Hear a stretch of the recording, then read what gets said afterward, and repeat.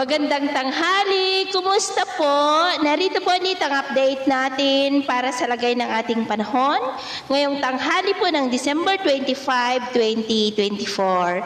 Sa ngayon po ay haging amihan pa rin ang hangin na umihip dito sa malaking bahagi ng Luzon habang ang shear line ay patuloy po na nakakaapekto sa Southern Luzon at easterlies ang umiiral sa may Visayas at Mindanao.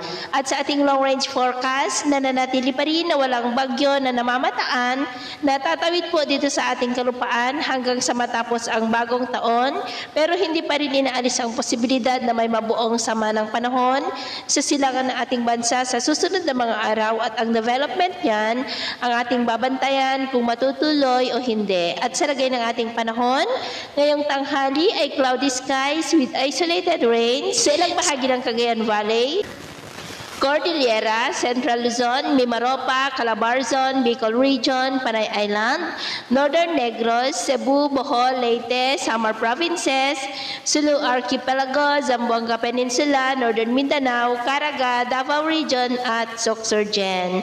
At sa susunod na mga oras ay cloudy skies with isolated rains pa rin dito sa ilang bahagi ng Cagayan Valley, Central Luzon kasama ang Metro Manila, Southern Luzon, ilang bahagi ng Visayas at Mindanao, kaya mag-ingat pa rin po tayo. At sa atin naman po mga baybayin, iwasan na muna natin ang papalaot sa silangang baybayin ng ating bansa maging sa Northern Seaboard ng Cagayan, Batanes Island Seaboard, Babuyan Island Seaboard at kanlurang baybayin ng Ilocos Region at Central Luzon.